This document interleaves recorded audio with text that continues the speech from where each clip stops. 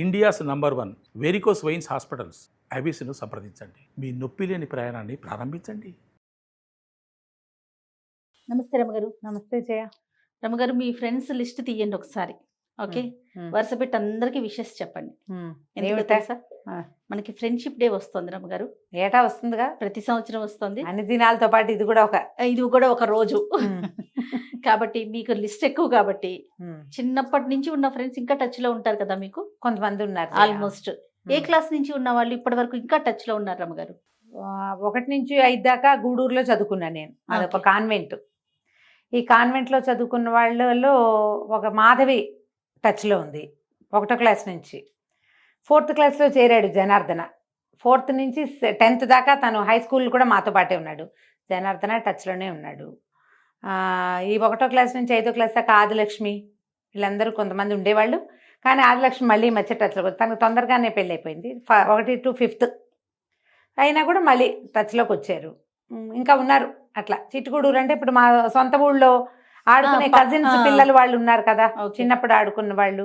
మా పెద్దనాన్నగారు మనవరాళ్ళని, అమ్మమ్మ నాయనమ్మ వైపు, నాన్న వైపు, మా తాతగారి వైపు ఉన్న కజిన్స్ అంతా చిన్నప్పుడు ఆడుకున్న వాళ్ళు ఇంచుమించుగా అందరూ ఎక్కడైనా కనపడితే పలకరించడమో, లేకపోతే హలో కాసేపు ఫోన్లో మాట్లాడుకునే వాళ్ళు ఉన్నారు. ఇంకా లిస్టే ఉంది, పెద్దదే. ఓకే, స్నేహితుల అవసరం ఏంటి రమ్మగారు? అంటే ఇప్పుడు వీళ్ళు బంధంగా మనతో పుట్టరు కదా జయ.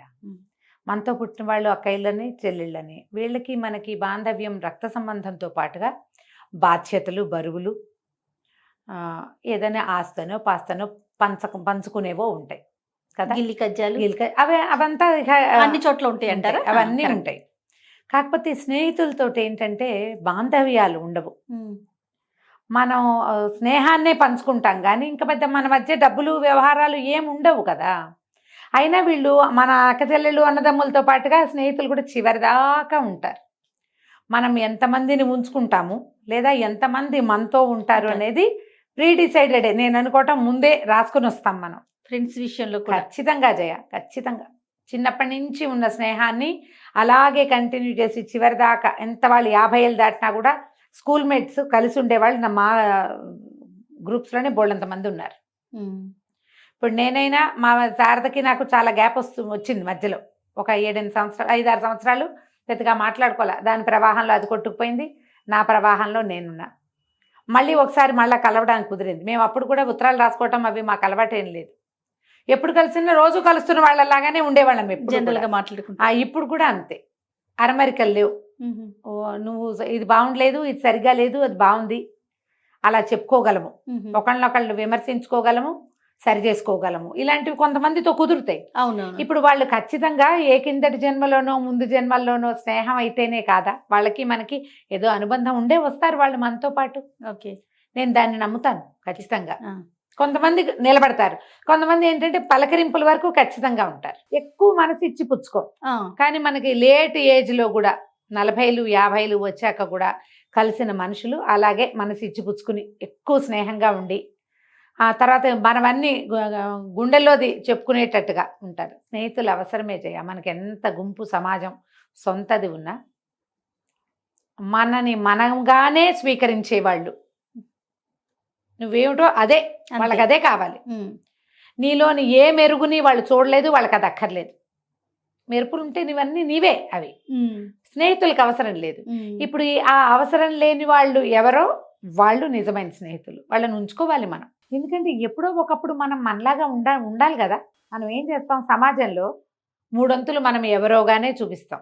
రియల్ మీ, నిజమైన నేను, దాన్ని ప్రదర్శించాం. ఒక్కొక్కసారి ఇళ్లలో కూడా ప్రదర్శించరు, అక్కడ కూడా దాచుకుంటారు. కానీ ఆ దాచుకోక్కర్లేకుండా మనం అద్దం ముందు నిలబడితే ఏమిటో అలాగా ప్రతిబింబించే వాళ్ళే స్నేహితులు. అలాంటి స్నేహం ఉంటే దాన్ని వదిలిపెట్టుకోకూడదు. నేను ముందుకు తీసుకెళ్ళాలి. చిన్న సమస్యలు వస్తాయి స్నేహితులు అంటే సార్ట్అవుట్ చేసుకోవాలి, వస్తాయి కొంతమందితోటి. ఇప్పుడు అది 2 చేతులు కలిసిన చప్పట్లు కాదు, ఒక చేతితోటే వచ్చినాయి, వదిలిపెట్టేయండి. అది మనది కాదనుకోవటమే, ఇక చేసేదేం లేదు. జనరల్గా ఒకటి చెప్తారు చూడండి, మన ఫ్రెండ్స్ని బట్టి మన క్యారెక్టర్ ఏంటో తెలుస్తుంది అనేసి కదా రమ్మగారు. అంతే అంటారు. కానీ మన ఫ్రెండ్స్ ఎవరు ఏమిటి అంటే ఎవరికి తెలుస్తుంది జయ. ఇది వరకటి సమాజం అంటే వేరే. అది ఈ కొటేషన్స్ కాలం ఏనాటిదో. ఇప్పుడు సమాజం అది కాదు. అవునవును. ఇప్పుడు ఏ వ్యక్తి ఎవరు ఏమిటి మనం ఏమి చెప్పలేకపోతాం. పాత రోజుల్లో ఉండేవి ఆ మాటలు. మనం పురాణాల కాలం నుంచి తీసుకున్నామని చూడు. రాముడు సుగ్రీవుడు స్నేహం చేశారు. మైత్రి అది కదా స్నేహం. ఏం చేశారు? సుగ్రీవుడికి సహాయం చేశాడు రాముడు. తనలాంటి భార్యని పోగొట్టుకున్న పరిస్థితి, అన్యాయం అయిపోయాడని నమ్మి అతనికి న్యాయం చేయటం కోసం అతను అడిగిన పని చేసి పెట్టారు. అవును. ఇద్దరు కలిసి ప్రమాణం చేసుకున్నారు, నేను నీకు సహాయం చేస్తాను, నువ్వు నాకు మైత్రి, మన ఇద్దరం స్నేహితులమని ప్రమాణం చేసుకున్నారు. స్నేహితుడి కోసం చేశాడు రాముడు వాలి వధ. తర్వాత సుగ్రీవుడు ఏం చేశాడు? మొత్తం ప్రపంచంలో నలుమూలలకి పంపించి వానర సేనని సీతమ్మని వెతికించాడు.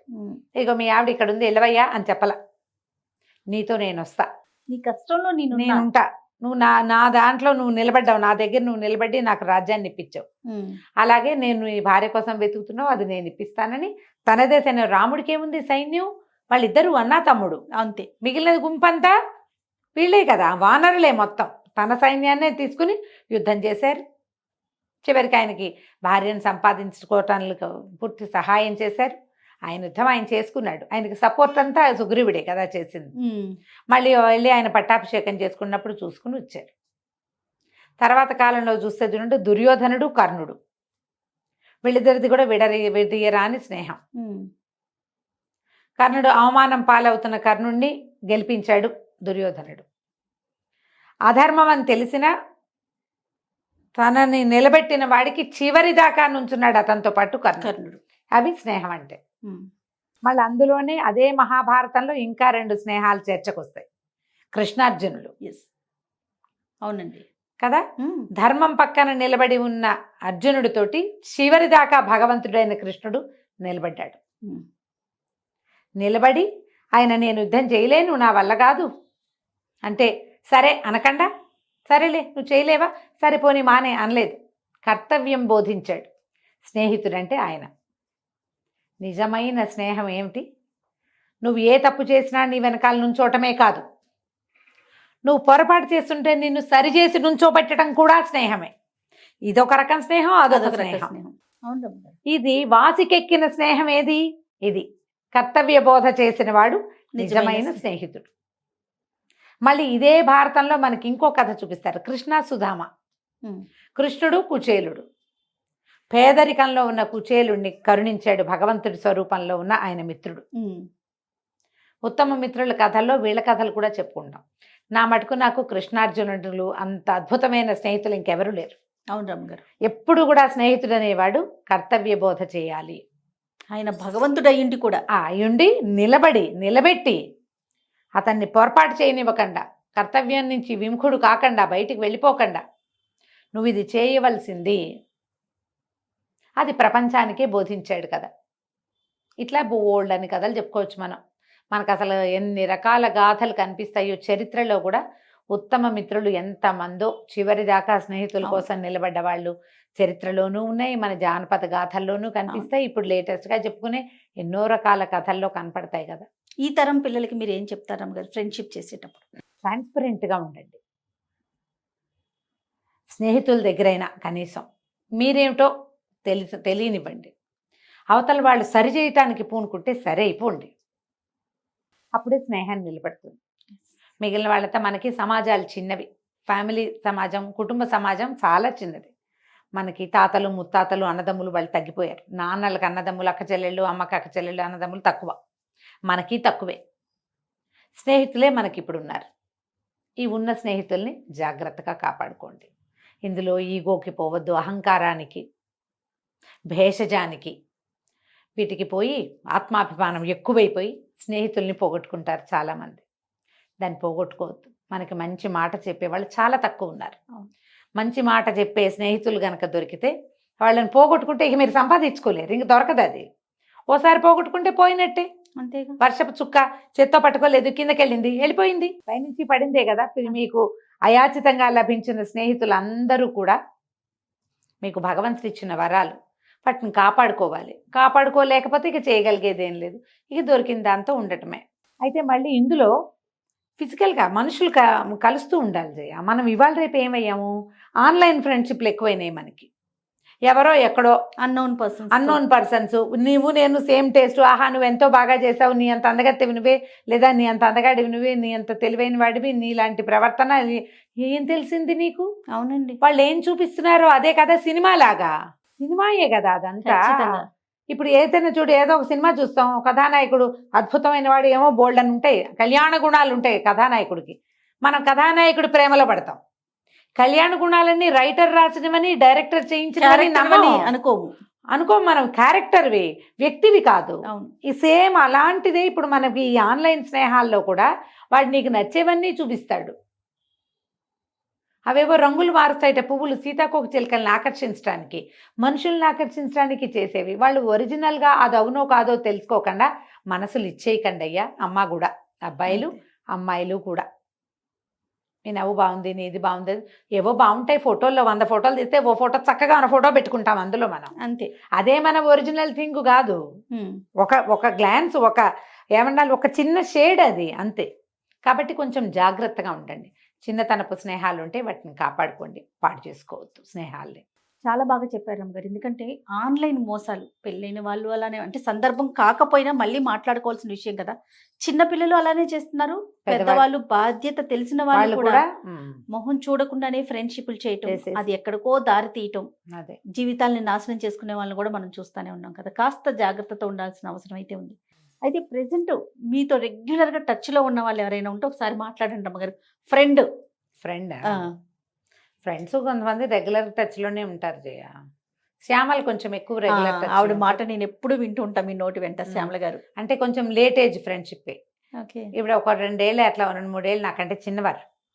మేము ఏదో సందర్భాల్లో 8-9 సంవత్సరాల క్రితం కలిసాం. నా దగ్గర చదువుకోవటానికి వచ్చారు. ఎలా కుదిరిందో ఇక ఒక విడదీరాని స్నేహం ఏర్పడింది. మేమిద్దరం మాట్లాడుకుంటూ ఉంటాం బాగా. అంటే ఇప్పుడు నేను బాగా ఓపెన్ అయ్యేది శ్యామల గారి దగ్గర, బాగా ఓపెన్ అవుతాను అన్ని.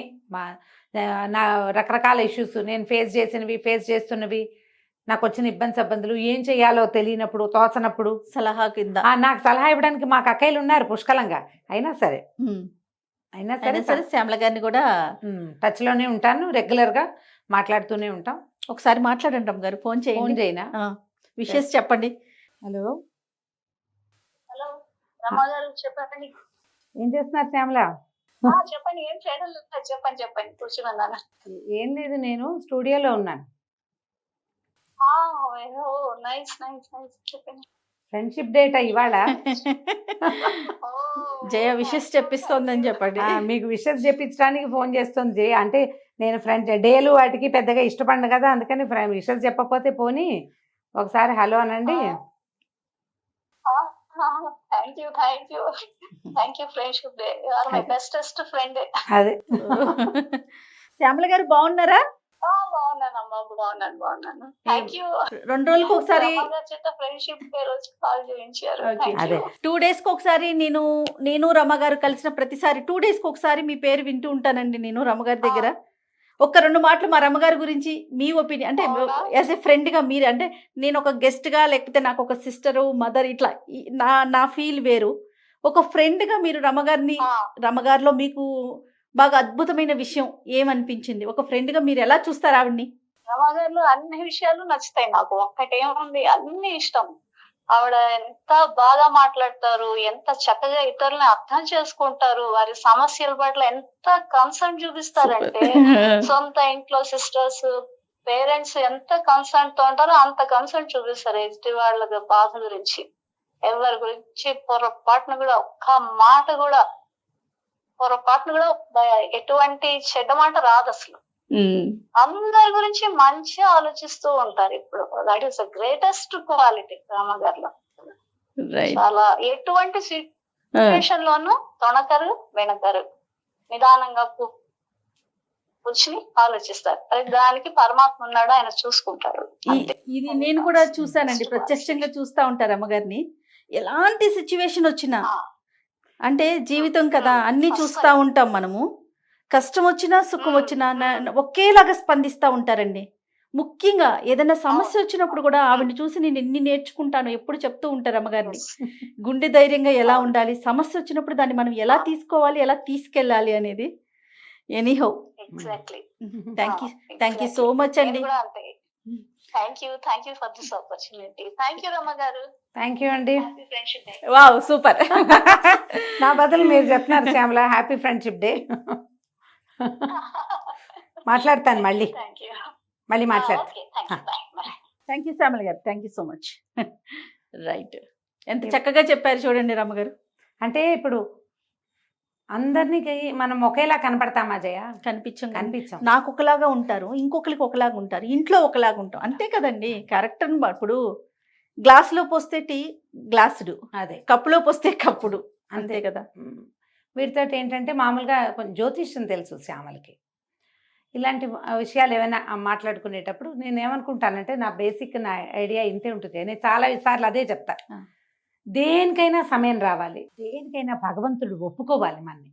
ఇవాళ ఇక్కడ కూర్చున్నామంటే భగవంతుడు ఒప్పుకున్నాడు కాబట్టి, ఏ రోజున ఆయన చెయ్యి మన నెత్తి మీద నుంచి పక్కకి వెళ్తుందో మన ఇంకో చోటకి జరుపుతాడు. చెస్లో కాయిన్స్ జరుపుతాడు పరమాత్మ. జరిపినప్పుడు అప్పుడప్పుడు మనం ప్రముఖంగా కింగ్ స్థానంలో కూర్చుంటాం, తర్వాత క్వీన్ అవుతాం, తర్వాత మంత్రి అవుతాం, ఏనుగు అవుతాం, సెకట్ అవుతాం, బంట అవుతాం, తర్వాత బయటికి వెళ్తాం. నేను ప్రతిసారి ఇదే చెప్తా. కాకపోతే శ్యామలకి ఇప్పుడు అందరి ముందు కూడా నేను ఒక విషయానికి చాలా థ్యాంక్స్ చెప్పాలి. నేను ఇలాంటి స్థితికి రాగలనన్న నమ్మకం నాకు మొట్టమొదట కలిగించింది శ్యామలే. సౌందర్యలహరి పాఠం చెప్పుకోవడానికి వచ్చేవారు. మేము కలిసింది పిల్లల వైలన్ క్లాస్లో. మీరేం చదివారు ఇది మాట్లాడితే, నేను సంస్కృత్ లెక్చరర్గా వర్క్ చేస్తాను. ఓ మీకు సంస్కృతం వచ్చా, అయితే మీరు సౌందర్యలహరి చెప్పండి నాకు అన్నారు. నాకే రాదండి అన్నాను నేను. నాకే రాదు అంటే, కాదు సంస్కృతం వస్తే చదవచ్చు, మీరు చెప్పండి, మేము చెప్పుకుంటాం, నేను మా అమ్మాయి వస్తామన్నారు. సౌందర్యలహరి వైపు నన్ను మొట్టమొదట తోసింది శ్యామలే. ఆవిడ ఇప్పటికీ ఆ వాక్యం అనుకుంటూ ఉంటారు, సౌందర్యలహరి కలిపింది మన్ని అని. ఆవిడ కోసం నేర్చుకున్నాను జయ నేను. సౌందర్యలహరి 9 ఏళ్ల క్రితం ఆవిడ కోసమే నేర్చుకున్నాను. వస్తామన్నారు వాళ్ళు. ఆ తర్వాత సంస్కృతం చదువుకున్నారు. చిట్టి పిల్ల, చిన్నది, రెండో పాప చిన్నపిల్ల, అప్పటికి 5వ క్లాసో 4వ క్లాసో. అది ఆవిడ పాప ఇద్దరు వచ్చేవాళ్ళు, వారానికి 2 లేదా 3 క్లాసులు. ఆవిడ కోసమే సౌందర్యలహరి చదువుకుని ఒక్కొక్క శ్లోకం మేమిద్దరం కలిసి డిస్కస్ చేసి అర్థం చెప్పాను జయ నేను. ఈ కొన్ని రోజులు గడిచిన తర్వాత ఏదో సమయంలో జ్యోతిష్యం గురించి వచ్చింది. మీ డేట్ ఆఫ్ బర్త్ ఏంటి, మీ నక్షత్రం ఏంటి, ఇలా కనుక్కున్నాక ఆవిడ ఒక రోజు పట్టుకెళ్ళి 2వ రోజు వచ్చినప్పుడు చెప్పారు, రమ్మగారు మీరు చాలా ఫేమస్ అవుతారు. బాగా నవ్వాను జయ ఆ రోజు. ఈయనప్పుడే వచ్చారు, ఈవిడైనా అని ఎంత నవ్వారు డాక్టర్ గారు. నాకు నవ్వొచ్చింది. చాలా ఫేమస్ అవుతారు. అంతకుముందు శ్లోకాలు చెప్పినప్పుడు ఆవిడకి దాంతోపాటుగా నేను ముకుందమాల చెప్పాను, ఖడ్గమాల చెప్పాను. ఇంకో ఫ్రెండ్ని కూడా తెచ్చేవారు, భారతి గారిని, వారు చదువుకునేవారు. మీ వాయిస్లో భలే పవర్ ఉంది రమ్మగారు, మీరు శ్లోకం చదివితే ఎంత బాగుంది, యూట్యూబ్లో పెట్టచ్చు కదా అనేవారు. ఆ డైలాగ్ మీరు యూట్యూబ్లో పెట్టండి, అసలు ఒట్టి శ్లోకం పెట్టి అర్థం పెట్టేసేయండి అంతే. అది వినిపించింది రమ్మగారు నాకు. అదే శ్లోకం పెట్టి అర్థం పెట్టండి ఇదే అన్నారు. అవన్నీ మనం ఎక్కడ చేస్తాం, అవన్నీ నేను ఎక్కడ చేస్తాను, నా గొంతు ఎవరు వింటారు, అసలు ఎవరు వింటారు అంటే ఆవిడ జాతకం పట్టుకెళ్ళి చెప్పారు. ఈ మాట బాగా నవ్వొచ్చింది. మా సత్యవతి కూడా విన్నది ఆ రోజు ఆ డైలాగ్. ఆవిడ చెప్పారు, మీరు చాలా ఫేమస్ అవుతారు, చాగంటి గారు ఎట్లా ఫేమస్సో మీరు అట్లా. ఇదే డైలాగ్ చేయ. ఇప్పుడు ప్రవచనం అంటే చాగంటి గారు, అలాగే ఒక ఏదో విషయం, అది ఏ విషయమో నాకు తెలియదు, కానీ మీ పేరుకి అంత ప్రఖ్యాతి వస్తుంది, ప్రపంచవ్యాప్తంగా గుర్తింపు పొందుతారు మీరు, ఇక్కడి నుంచి కనీసం 10-15 సంవత్సరాలు అని చెప్పారు. నా ఒక్క విషయంలో ఆవిడ చెప్పింది 100% అయింది. దానికోసం అని కాదు, ఇప్పుడు ఇదేదో పాయింట్ అని కదా, వారు నన్ను వదిలిపెట్టలా. నేను మా యూట్యూబ్ మనం మొదలు పెట్టాము, ఆవిడ ఆ రోజు కూడా వచ్చారు, నేను ఇలా వెళ్ళాను, ఇలా చేసామని చెప్పాం, వస్తూనే ఉండేవారు. మేము నన్ను స్టార్ట్ చేశాక కూడా ఒక 2 ఏళ్ళు కూడా వచ్చారు, 1-2 ఏళ్ళు తిరిగారు. నేను బాగా బిజీ అయ్యాక వాళ్ళు తగ్గించుకున్నారు. 70 శ్లోకాలే చెప్పాను. ఆ తర్వాత నేను 3 బ్యాచ్లు చెప్పాను ఆవిడ తర్వాత. ప్రతి బ్యాచ్లోనూ ఆవిడ పార్టిసిపేట్ చేస్తూనే ఉన్నారు, వింటుంటారు. శ్రద్ధగా వింటారు. ఆవిడ అంటారు ప్రతిసారి, మీరు ఫస్ట్ టైం చెప్పిన దానికి ఇప్పటికీ వింటుంటే మీరు ఎంత పెరిగారో నాకు కనపడుతోంది అంటారు. నేను వింటున్నాను, మొదట నాతో పాటు అర్థం తెలుసుకున్నారు మీరు, ఇప్పుడు మీకు వ్యాఖ్యానం చేయగలిగే స్థితి వచ్చింది. ఎందుకంటే ఒక్కసారి మనం అలాంటి దాంట్లోకి ప్రవేశిస్తే ఆటోమేటిక్గా మన ప్రగతి కలుగుతుంది. అంతే కదా. ఇప్పుడు రోజు కొత్త, 2వ రోజు, 3వ రోజు అలవాటు, 4వ రోజు మెరుగుపరుచుకుంటాం. అలాగే జరిగింది. ఈ దీంతో ఈ ఎంఏ చదవటం, ఆవిడని కూడా అక్కడ ఏదో కోర్సులో చేర్పించాను, జ్యోతిష్యం కోర్సు. ఇద్దరం కలిసిపోయేవాళ్ళం మొదటి సంవత్సరం. తర్వాత రెండో సంవత్సరం ఆవిడ రాలేదు, కానీ నేను ముందుకెళ్ళాను, భగవద్గీత మొదలుపెట్టాం. ఇంకా అది పూర్తిగా టర్న్ చేసేసింది నన్ను. అంతకుముందు కూడా నాకు ఈ ఆధ్యాత్మికమైన ఆలోచనలు ఉన్నా కూడా దానికి బీజం సౌందర్యలహరి. అది అసలు నా జీవితంలోకి తెచ్చిందే శ్యామల గారు.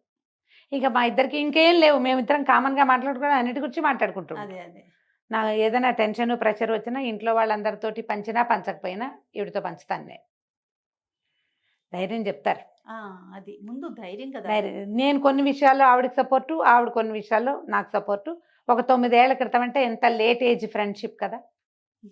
మనకి ఇలా చాలా మంది కలుస్తారు జయ. కొంతమందితో బాగా ముందుకెళ్తుంది, కొంతమందితో కాస్త స్లోగా ఉంటుంది. ఇదే స్టేజ్లో ఇంచుమించు పరిచయం అయిన వాళ్ళు ఇంకా 2-3 క్లోజ్ ఫ్రెండ్స్ ఉన్నారు నాకు. వీరితో ఒక ప్రత్యేకమైన అనుబంధం ఏంటంటే సౌందర్యలహరి. అమ్మ కలిపింది ఇట్లా. ఏదైనా మనకి ఇలా ఒక అవకాశం తోటి కొంతమందితో స్నేహం కలిస్తే వాళ్ళకి మనకి కామన్ థింగ్స్ ఏమీ లేకపోయినా కూడా ఉండకపోయినా సరే స్నేహాలు వదిలిపెట్టుకోవద్దు. మనని ఎవరు యూత్గా ఎప్పటికీ యవ్వనంగా ఉండేలాగా, అలాగే అనాలి దాన్ని, యూత్ అంటే అదే చెప్పాలి కదా. అంటే మనంగానే ఉండేందుకు ఇది దోహదపడుతుంది. చిన్నప్పటి స్నేహాలుండి ముందుకు తీసుకెళ్లారా మంచిది. మధ్యలో కలిసిన స్నేహాన్నైనా కొత్త రంగులు అద్దకుండా పాడు చేసుకోకుండా అది ఎలా ఉన్నదో దాన్ని అట్లాగే నిత్య నూతనంగా ఉంచుకుంటే మనం ఎప్పుడూ ఉత్సాహంగానే ఉండగలుగుతాం. ఆలోచించండి. నువ్వు కూడా బిజీగా ఉంటావు కదా జయ. ఇప్పుడు నేను చూడు, నేను ఇంత బిజీగా ఉన్నా నాకు ఫ్రెండ్స్ ఉన్నారు, నీకు కూడా ఫ్రెండ్స్ ఉండుంటారు కదా. నువ్వెవరికి చెప్తావు హ్యాపీ ఫ్రెండ్షిప్ డే? నేనైతే మన కీర్తికి చెప్తాను రమ్మగారు. ఓకే. ఎందుకంటే స్కూల్ ఫ్రెండ్స్ ఉన్నారు, కాలేజీ ఫ్రెండ్స్ ఉన్నారు, హాయ్ హలో అంతవరకే ఉంటా కదా తప్ప ఎక్కువగా డీప్గా వెళ్ళి పర్సనల్స్ షేర్ చేసేసుకునే అంత టైము నేను పెట్టుకోవట్లేదు. బహుశా అది మరి రాంగో రైట్ నాకు తెలీదు. నా ప్రతి స్టెప్ని చూసింది కీర్తి. మన దగ్గర చేస్తా ఉంది కదా కీర్తి బహుశా మన దగ్గరకు వచ్చి 2 years అయింది కదా. కానీ TV5లో మేమిద్దరం కలిసి వర్క్ చేసాం. నాకు ఒక 15-16 సంవత్సరాల నుంచి కీర్తి తెలుసు. చిన్నది నీకంటే. నాకు ఎట్లా అనిపిస్తుంది అంటే అక్క వాళ్ళ పాప, తర్వాత పింకీ, తర్వాత కీర్తి, అట్లా ఆ లైన్ అనిపిస్తుంది. కానీ ఎంత మెచ్యూర్డ్గా ఉంటుంది అమ్మాయి, చాలా మెచ్యూర్డ్గా ఉంటుంది. చాలా మంచి అడ్వైజెస్ ఇస్తుంది. నాకు ఏదైనా సమస్య వచ్చినప్పుడు, లేకపోతే నేను ఏం చేయాలి నాకు అర్థం కానప్పుడు, ఇప్పుడు కాదండి ఏవన్ నుంచి కూడా నా వెన్నంటే ఉన్నది ఎవరంటే నేను కీర్తి. సో ఈ సందర్భంగా నేను కీర్తికి చెప్పాలి హ్యాపీ ఫ్రెండ్షిప్ డే. మీ ఫ్రెండ్స్ అందరికీ హ్యాపీ ఫ్రెండ్షిప్ డే చెప్పుకోండి. అయితే ఒక రోజుకి దీన్ని పరిమితంగా చెయ్యొద్దు. ఏదైనా చిన్నది వస్తే మొదటే మీ అంతట మీరే మూడో మనిషిని రానివ్వకుండా, మూడో వాళ్ళు ఉండకూడదు. మధ్యవర్తి వచ్చాడు అంటే దాన్ని వ్యవహారం అంటారు, స్నేహం అనరు. కరెక్ట్గా చెప్పారు కదా. స్నేహం అంటే మీరు మూడో వాళ్ళకి చెప్పకూడదు, మీ ఇద్దరే సార్ట్ అవుట్ చేసుకోండి. అలా గనక చేశారంటే ఎప్పుడు స్నేహాలు ముందుకెళ్తాయి. ఒకవేళ మీ స్నేహితుల్లోనే ఒకళ్ళు పూనుకుంటే సార్ట్ అవుట్ చేయడానికి అది ఓకే, కానీ బయట వాళ్ళని మాత్రం రానివ్వాలి, ఎంటర్టైన్ చేయకూడదు. రైట్. ఈ సందర్భంగా ఫ్రెండ్స్ అందరికీ కూడా హ్యాపీ ఫ్రెండ్షిప్ డే చెప్దామండి. అలాగే నువ్వు చెప్పు, నేను కూడా అలాగే అంటాను.